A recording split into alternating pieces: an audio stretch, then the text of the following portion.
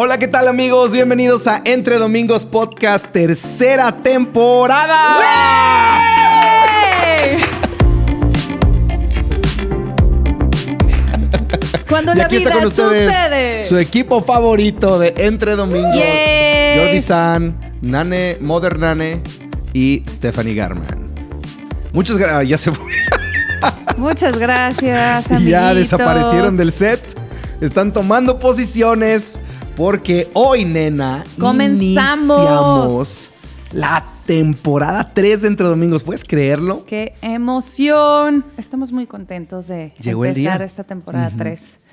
Estoy súper contento porque aparte este episodio marca el primer aniversario de Entre Domingos. Ciertamente. Justamente una temporada así en el invierno de 2022. Empezamos... 2023. Oh, wow, es cierto. Ya estamos en el 2024. Perdón. En el invierno de 2023 comenzamos precisamente Entre Domingos, este sueño que ha venido construyéndose. Y hoy empezamos una tercera temporada. El año pasado hicimos 2. Y muchas gracias a quienes han estado escuchando, a quienes comparten, a quienes son parte de esta comunidad de Entre Domingos. De esta comunidad cuando la vida sucede. Hoy no traigo mi taza de gatitos, pero... ¿Qué está sucediendo, nena? ¿Qué está sucediendo? Pues meter misterio y cosas así, pero... Innovación en la tercera temporada, pero vamos... ¿Quiere decir que ya no va a haber gatitos? No, quiere decir que mi taza de gatitos viene más fuerte que nunca, pero estaba un poco sucia. Viene más fuerte. Pero estoy emocionada de volver a tener estas conversaciones contigo, de volver a platicar alrededor de la escritura, de la palabra de Dios. Totalmente. De todos los temas que siempre podemos venir y traer a la mesa con ustedes. Y gracias por escucharnos, por hacernos parte de su vida. La verdad es muy especial para nosotros. Totalmente. Y bienvenidos a nuestra casa, a su casa, donde grabamos Entre Domingos. Y la verdad para nosotros es muy importante hacerles parte de este lado de nuestra vida, que es básicamente cuando la vida sucede. Por eso se llama Entre Domingos, porque la vida pasa después del púlpito, pasa después de ese momento en el que estamos reunidos en la vida de la iglesia. Pero ¿qué sucede después de que salimos de ahí, escuchamos la palabra de Dios y somos enviados a vivir nuestras vidas? Y bueno, la vida sucede la familia, sucede el matrimonio, el trabajo. Los problemas con la economía, retos, pues suceden muchas cosas. Todo lo que pasa alrededor de la vida humana y su complejidad y su belleza, sus alegrías y sus pérdidas. Todas estas cosas queremos abordar y estamos súper emocionados de todo lo que esta temporada 3 va a traer, ¿verdad, nena? Así es. Creo que el episodio de hoy también marca mucho un poco lo que hemos sido muy intencionales en buscar a Dios para este nuevo año, en nuestra familia, en nuestra familia de iglesia. Sí, totalmente. Es mucho lo que está haciendo que nuestro corazón lata, el tema del cual hoy vamos a estar hablando. Y creo que, también marca mucho el inicio de un año. Creo que también es especial eso, ¿no? Que totalmente podemos aplicarlo a todos los nuevos comienzos, porque es importante sintonizar tu corazón y tus pensamientos para iniciar algo nuevo. Sí. Y permanecer en eso. Absolutamente. Y creo que varias cosas. Una que me encanta ver en el mundo cristiano, como muchas iglesias están iniciando el año poniéndole atención a la vida de oración. Algunos están iniciando ayunos. Muchos están en el ambiente entendiendo la importancia que es darle prioridad a nuestra vida interior. Sí. A nuestra vida de oración. Eso me encanta porque no era la norma. No era lo que sucedía. No. Y hoy en día veo una tendencia en este inicio de año de mucha gente moviéndose en esa dirección. Y creo que definitivamente es algo que está en el alma humana, esta necesidad de estar más cerca de Dios. Más allá de las luces y el espectáculo y el ruido. Es que creo que buscando algo auténtico. Eso realmente hizo que el ruido movía masas y movía las emociones, pero creo que la gente realmente estaba anhelando ser transformados por Dios. Y eso solo sucede cuando estamos conectados con Dios. Porque podemos tener grandes predicaciones motivacionales, podemos tener hermosas canciones, pero si la presencia de Dios no está ahí, si el Espíritu Santo no se mueve entre nosotros, realmente nada cambia y nada es transformado. Y llega el lunes y seguimos igual. Sí, totalmente. Y es el Espíritu Santo lo que hace toda la diferencia. Es buscar eso, ¿no? En todo lo que hacemos. Entonces, sí, creo que todo esto también obedece a lo que evidentemente hay una nueva generación que está buscando algo distinto. Yo soy un millennial. ¿Tú también, creo? También eres. Yo soy más millennial que tú. Tú eres más millennial. No, así... yo soy early millennial. Yo soy de las primeras generaciones de millennials. Yo soy muy millennial. Tú eres muy millennial. Pero la realidad es que hay una generación que está empujando hacia la búsqueda de autenticidad. Tú ves a la generación Z. Es una generación que está buscando las cosas como son, autenticidad, real. Cuando tú ves el éxito de cosas que están pasando, por ejemplo, en TikTok, contenidos que la gente está buscando, algo que no está tan producido, algo que no tiene tanto maquillaje encima, por así decirlo. Y de alguna manera en una era de filtros, creo que esta generación está regresando a buscar algo que sea genuino, algo que sea auténtico. Creo que se ha perdido lo que es genuino. O sea, justo lo que dices, entre tantos filtros a veces no sabemos distinguir entre lo que es real y lo que no lo es, porque podemos poner una gran apariencia. Totalmente. Y no sabemos realmente lo que está sucediendo a fondo. Y creo que sí, las nuevas generaciones están buscando algo que mueva su corazón. Totalmente.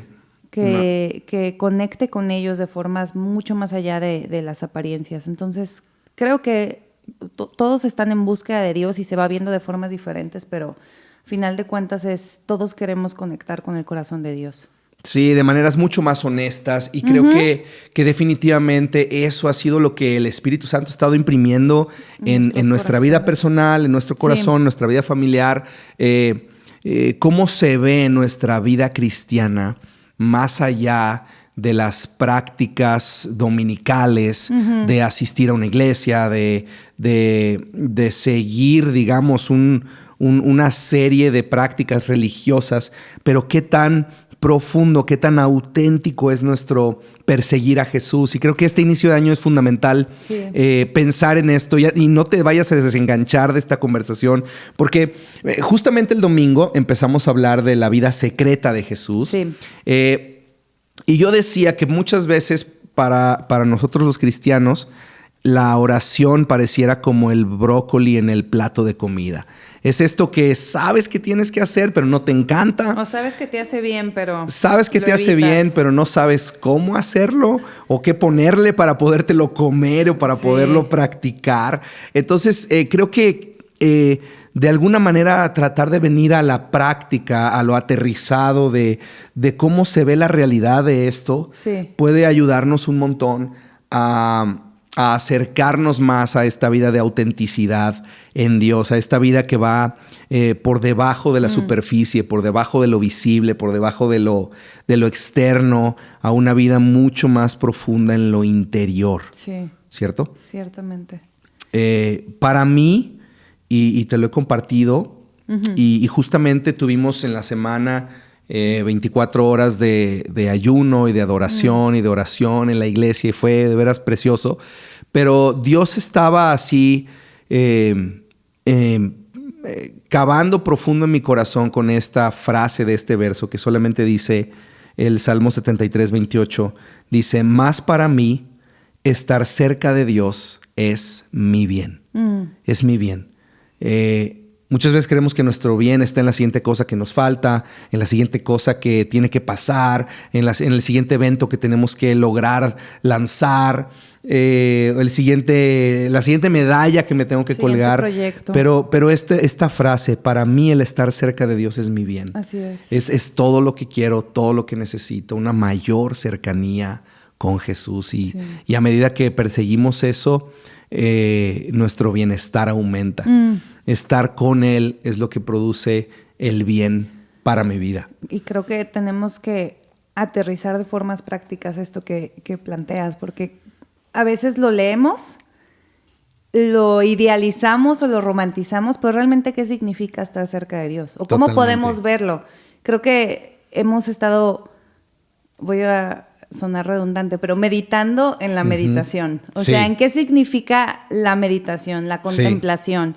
Y creo que básicamente eso es lo que hemos buscado en nuestras vidas cada vez más. O sea, hacer espacio para meditar en Dios, en su palabra. Sí. Hacer silencios intencionales para poder escuchar la voz de Dios en nuestras vidas. Porque Totalmente.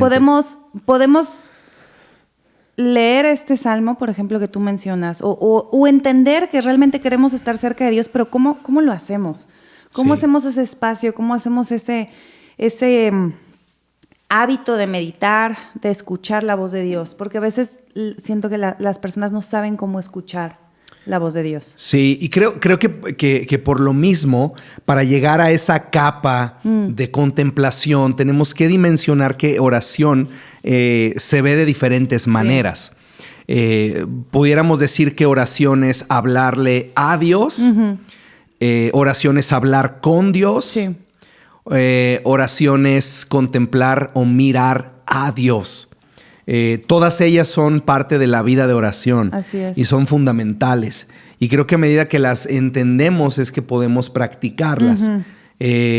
Cuando oramos a Dios, dirigimos oraciones. Podemos leer desde la Escritura oraciones que otros más hicieron, o santos de otras eras o de otras épocas que han escrito cosas hermosas, teológicamente correctas, ricas en doctrina, centradas en Cristo, o tomar alguna oración de la Escritura, como el Padre Nuestro, como una oración de Nehemías, como la oración de Jabes, pidiendo bendición y que Dios ensanche tu territorio. O sea, podemos tomar la Biblia y orarla a Dios.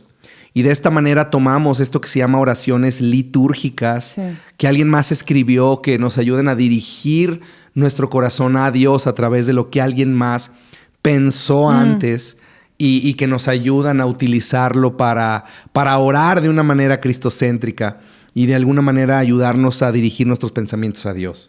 Oramos a Dios, ¿no? Oramos a Dios. Luego oramos con Dios, que es precisamente cuando usamos la palabra como un sendero, un camino. Tal vez no la repetimos como cuando oramos a Dios en una oración litúrgica, pero oramos a Dios y luego oramos con Dios, que es esta conversación de mi corazón. Apoyado en la palabra puedo dirigir mi corazón y dirigir mis pensamientos y mis oraciones, mis peticiones en un orden correcto, ¿no? Como lo hace el Padre Nuestro.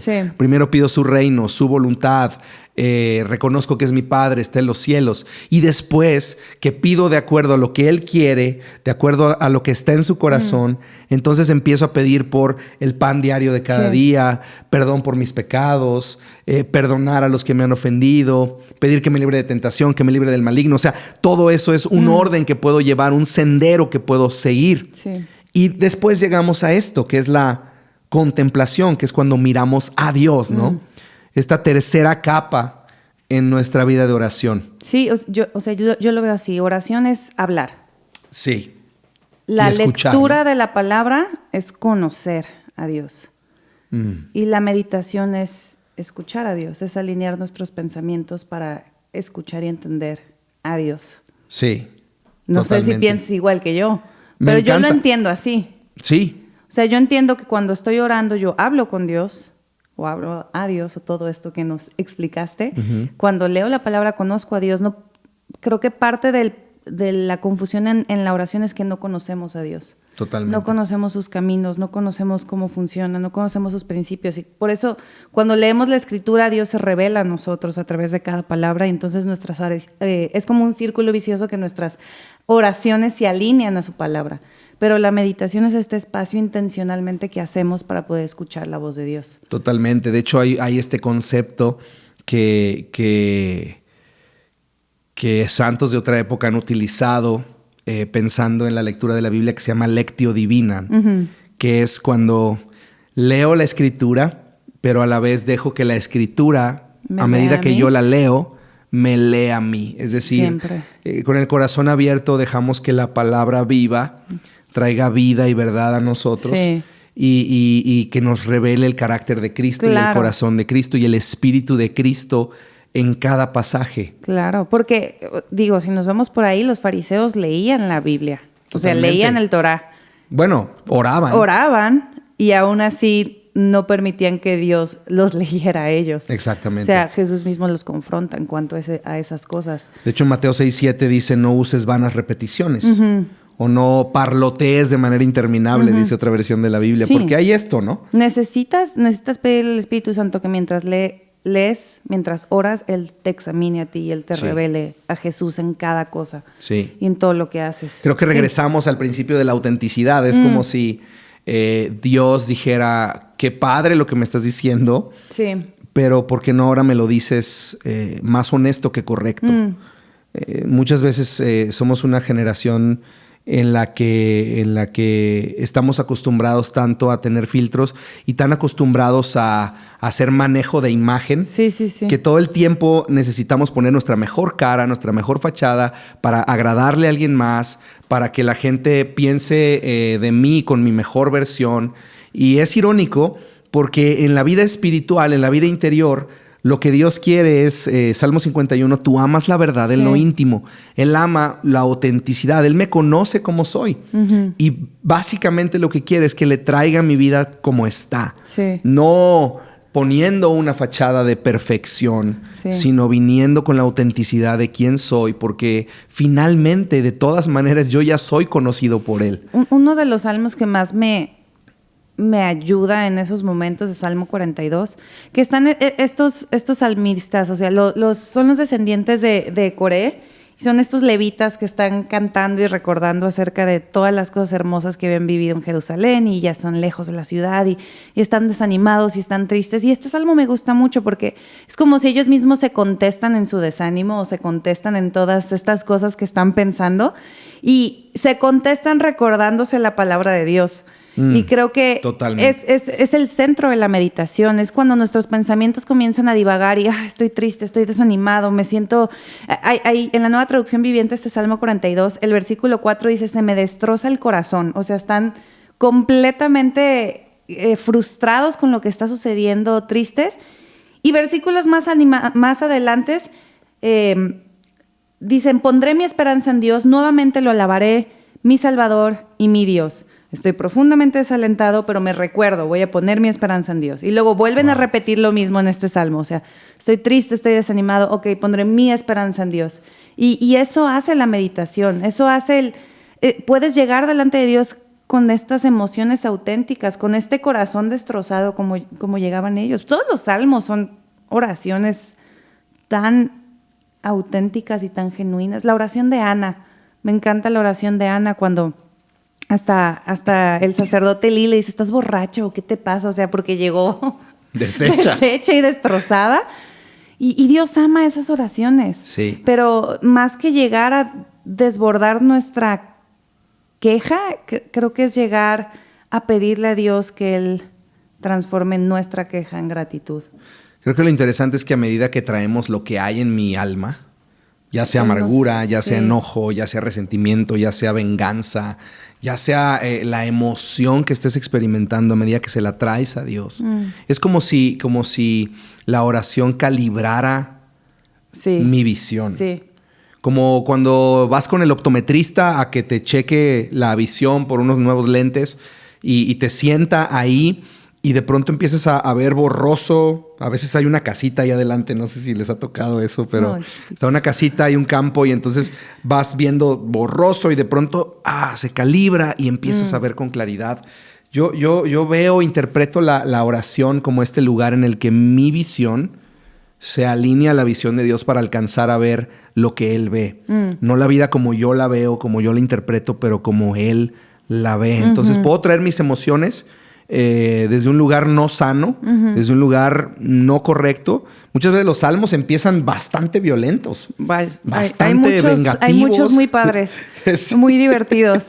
Y lo interesante es que están ahí porque Dios quiere que oremos desde ahí. Sí.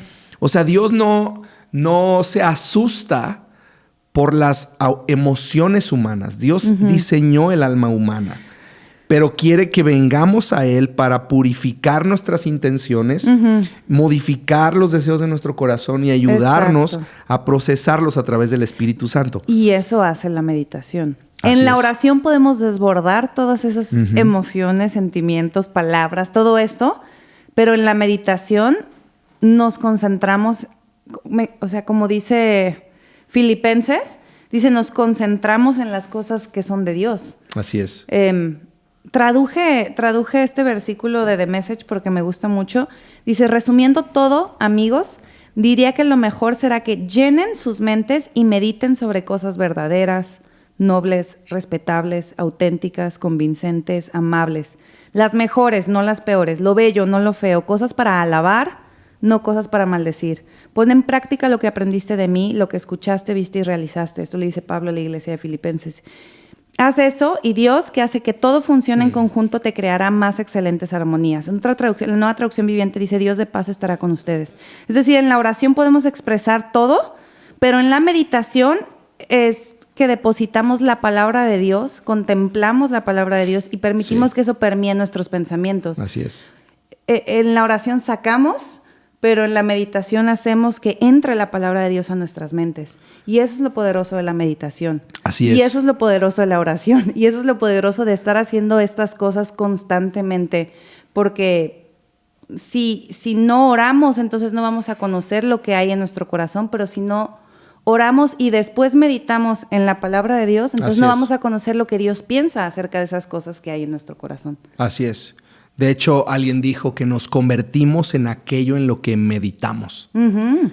Aquello que le dedicas tiempo a observar con atención es aquello que va a formar los patrones y las conexiones neuronales en tu cerebro, que van a formar tus acciones y conductas con las cuales te vas a comportar. Por ejemplo, actuar como piensas. Si tú te dedicas a ver imágenes altamente sexualizadas, pornografía, imágenes que producen algo en tu corazón y te dedicas a observar este tipo de cosas y le das tu tiempo, lo que va a pasar es que esas conexiones neuronales van a formar actitudes de lujuria en ti. Exacto.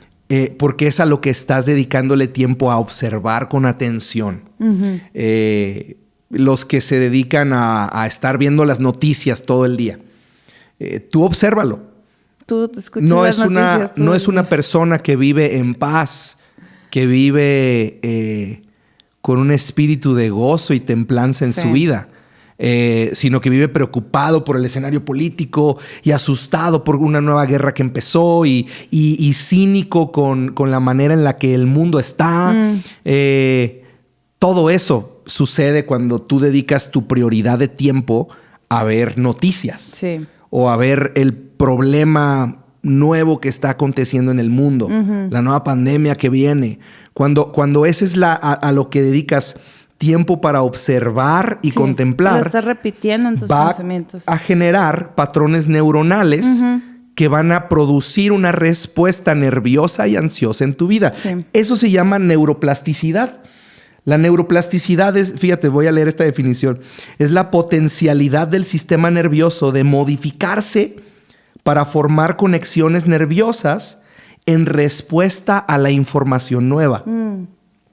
Yo me informo y adquiero una nueva fuente de atención y esa nueva fuente de atención va a generar nuevos patrones neuronales en mí. Entonces, regresando a lo que tú decías, si yo pongo mi atención en Dios, en su palabra y en contemplar a Jesús, eso va a producir en mi corazón una vida de paz y una vida de contemplación, de gozo, observar a Jesús en mi corazón y en mis pensamientos. Sí. Digo, y hablando acerca de términos psicológicos, o sea, hablar sana. Cuando hablas, sacas todo lo que está en tu interior y sacas todas aquellas cosas que te están causando preocupaciones, estrés, enojo, resentimiento. Todo lo que traigas, el hablar va sanándote y te va limpiando.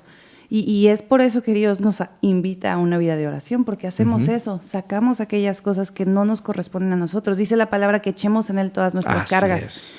Él no se asusta por las cargas, Él no se asusta por todas las palabras o las cosas feas, por decirlo así, que van a salir de nuestra boca, porque Él conoce nuestros corazones y Él ya los examinó y Él ya sabe todo lo que hay en nuestro interior. Pero al momento en el que nosotros los sacamos y le pedimos a Él que nos ayude y confiamos en su soberanía, entonces podemos ser una especie de limpiados por dentro por su palabra. Y entonces nuestros pensamientos, que antes se concentraban solo en ansiedad, preocupaciones, en todo esto que dices, pueden ser transformados e irse amoldeando más a los principios de Dios. Me encanta. Me encanta porque nuestra calidad de vida se define en función de aquello en lo que estamos meditando, aquello que estamos contemplando, ¿no? Sí. Eugene Peterson dice que adoración es la santificación del tiempo y el espacio.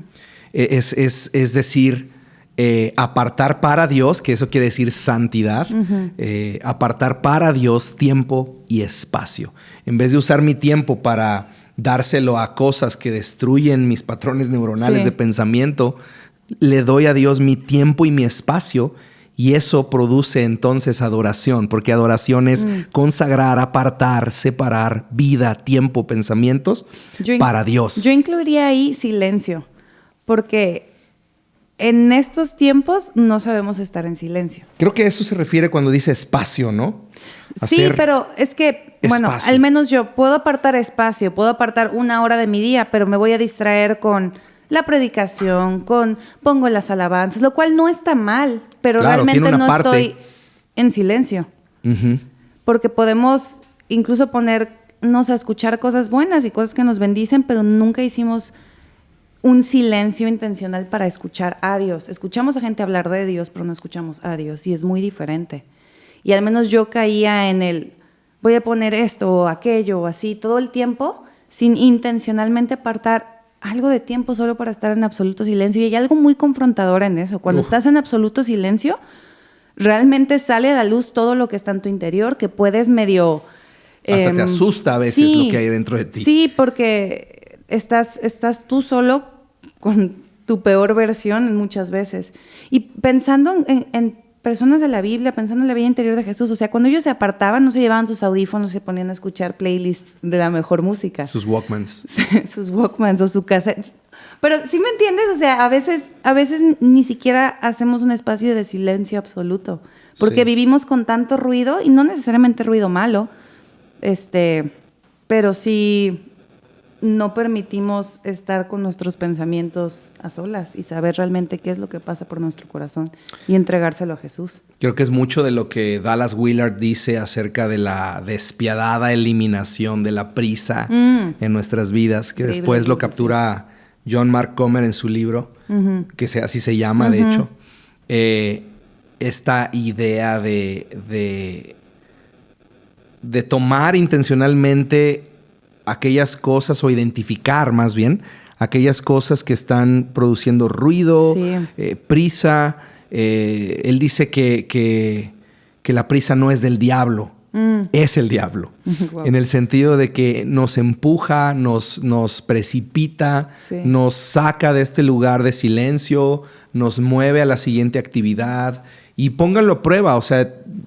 Yo he intentado hacer eso más. Yo he intentado estar en silencio más. ¿Y qué pasa cuando estás en silencio? Inmediatamente el cerebro, porque así estamos cableados, cosas. Empieza a brincar. A dispersarse por todos lados. Dejé la olla prendida, el coche está sucio, hay que ir por los niños. Sí, claro. ¿Qué me voy a poner? Y te sientes menos espiritual que si estuvieras escuchando música de adoración. O sí, insisto, no está mal. Solo he intentado estar más en silencio. En momentos en que me subo al coche y lo primero que hacía era, déjame ver. ¿Qué pongo?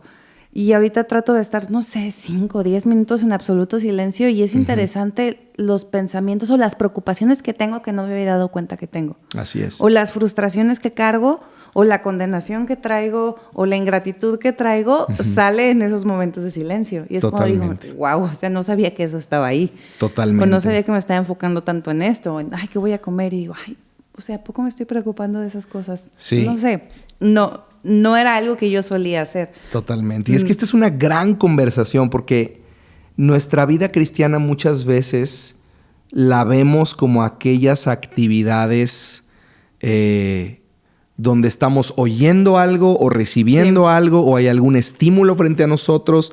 Pienso en nuestras reuniones dominicales. Aprendiendo todo el tiempo. Aprendiendo algo. O sea, en nuestras reuniones dominicales tenemos alabanza, luego una bienvenida, luego una predicación, luego una oración. Nos vamos. Y estos momentos de silencio, estos espacios donde dejamos que nuestra alma repose por un momento y voltee a ver a Dios, son tan necesarios. Y creo que como parte de nuestra práctica en la vida cristiana necesitamos encontrar esos momentos de silencio como comunidad y como individuos. Estaba pensando en este concepto de... Ibas a decir algo, perdón. No, o sea, adelante. Pienso que es más como individuos, porque sí, cuando nos juntamos como el pueblo de Dios es para adorar y para celebrar y para... En la escritura se habla acerca de que leían la palabra de Dios y eran transformados, pero en lo individual sí creo que tenemos que apartarnos del ruido. O sea, por eso es la vida, es entre domingos cuando la vida sucede. ¿Qué sucede cuando sales del domingo, cuando sales de este momento de haber escuchado, haber sido transformado por Dios, por la adoración? ¿Qué sucede en esos días en donde otra vez vuelven a haber preocupaciones en tu corazón? ¿Cómo haces ese espacio intencional para escuchar y estar en silencio y contemplar a Dios en toda tu vida y en todas las áreas de tu vida? Sí, totalmente. Ahí de hecho conecta con esta idea. Ahorita estoy pensando en lo que decimos de Eugene Peterson y él habla de un concepto que se llama el cristianismo subversivo. Y me encanta esta idea porque a veces pensamos en un subversivo como un rebelde. Yo ni sabía que era subversivo. Un guerrillero o algo así, pero la palabra subversivo quiere decir que viene de abajo, que viene de abajo. Y tiene esta frase que quisiera leer que dice: debes entender que la subversión cristiana no es llamativa. Los subversivos no ganan batallas, lo único que hacen es preparar el terreno y cambiar un poco del estado de ánimo hacia la creencia y la esperanza, para que cuando Cristo aparezca haya personas esperándolo. La idea de la subversión cristiana es precisamente como las imágenes del evangelio son siempre de un crecimiento que viene desde abajo, que germina debajo de la tierra. Es una semilla puesta en la tierra que se abre y empieza a crecer y dar fruto. Pero siempre hay algo en la vida cristiana que está sucediendo debajo de la superficie. Sí. Y es precisamente ahí donde se rompe algo y empieza a germinar en un fruto visible. Pero todo empieza siempre debajo de la superficie. Sí. Un poco de levadura que esté entre la masa y de pronto empieza a crecer y a leudarla. Silencioso el proceso. Son procesos silenciosos, son procesos escondidos de la vista del mundo que siempre está en búsqueda precisamente de cosas llamativas y visibles y eventos. Y yo amo los eventos y amo las luces y amo la adoración. Claro. Pero estos momentos son la idea de que el cristiano es subversivo. Es algo que viene de abajo, desde adentro de su alma hacia afuera, ¿no? Sí. Y es parte de esa contemplación. Me acordé de la canción de Solo quédate en silencio 5 minutos.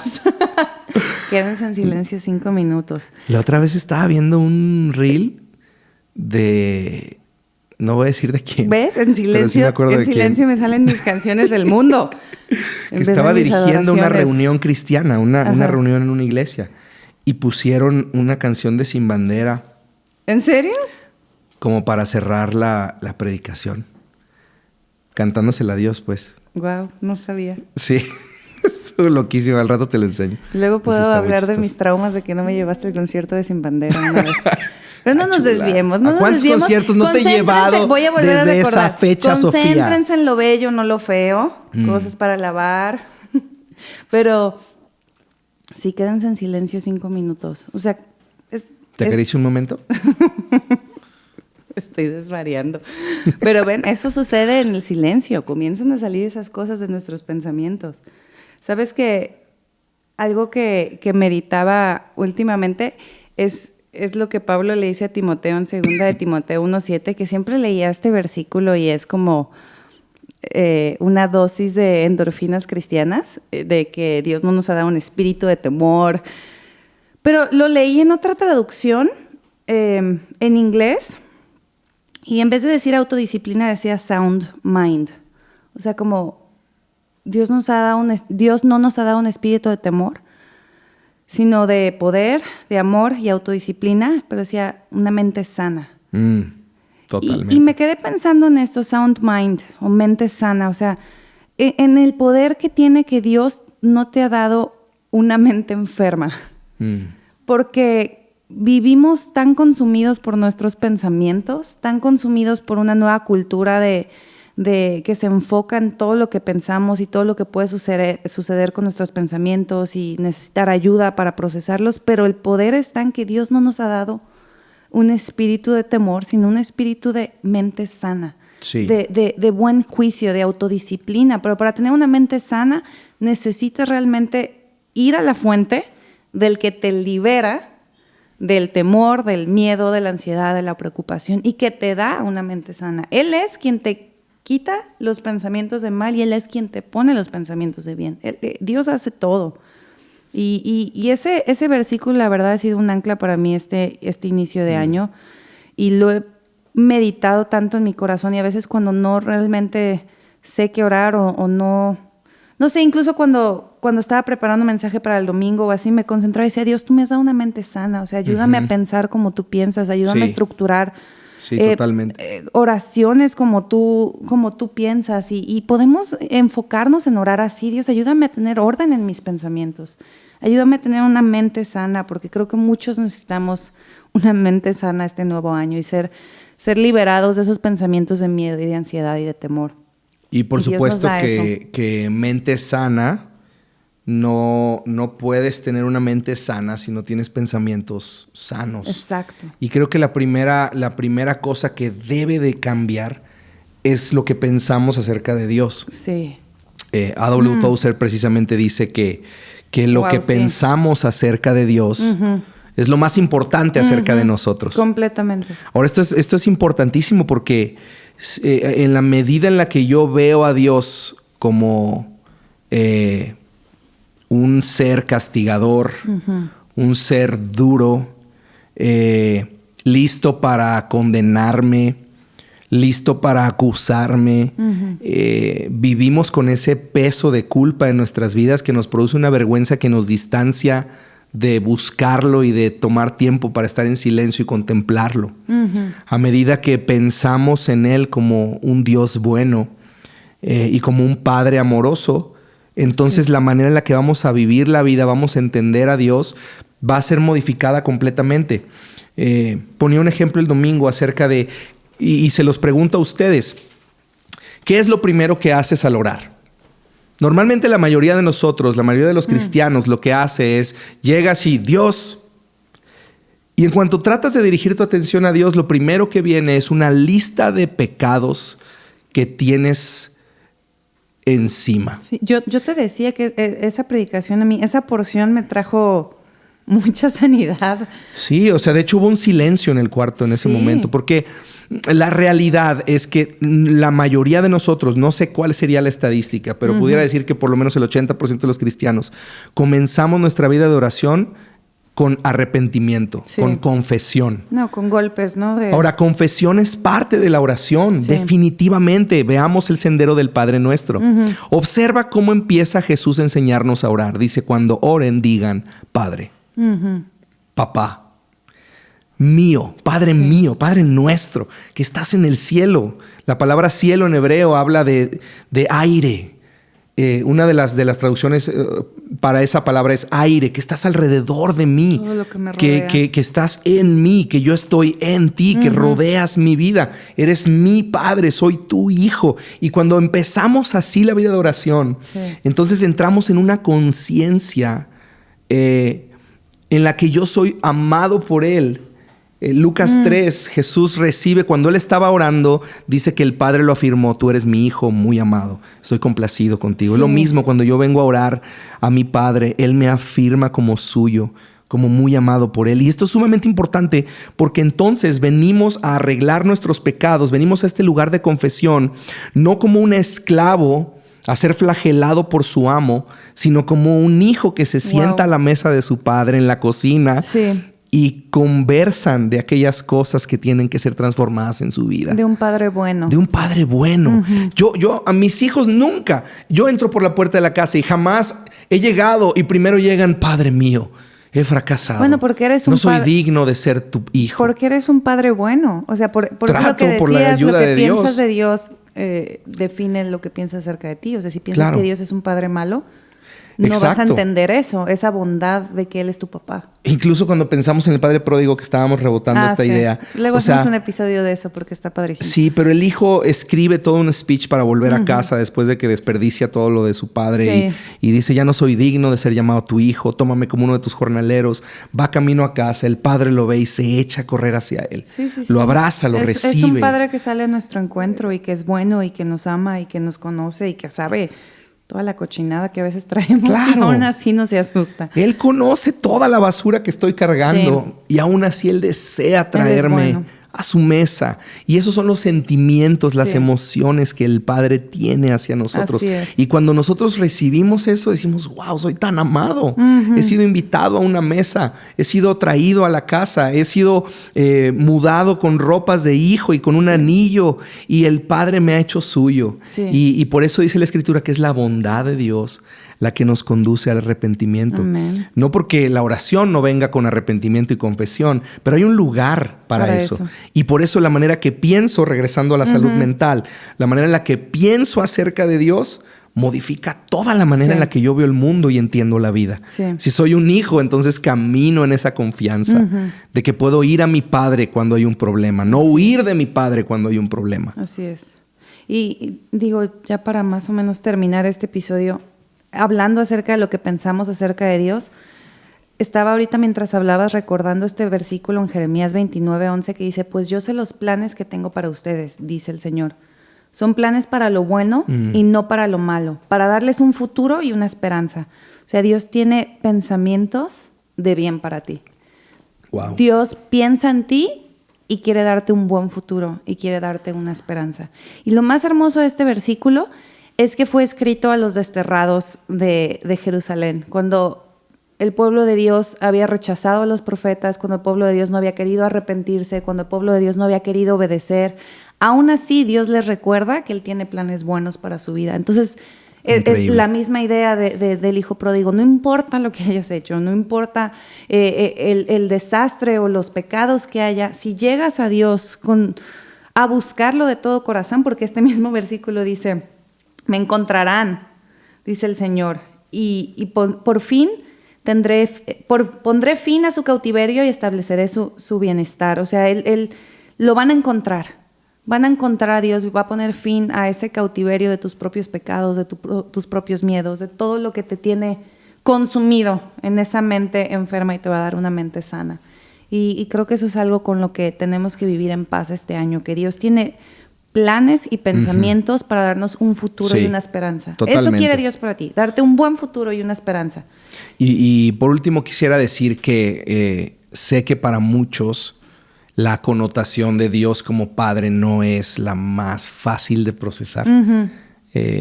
Nadie que estamos conversando en este podcast o escuchando este podcast tenemos una historia perfecta con nuestros padres, porque todos somos imperfectos. Claro. Por más buenos que hayan sido nuestros papás, somos imperfectos. Por más buenos que tratamos de ser como padres, vamos a producir heridas en nuestros hijos.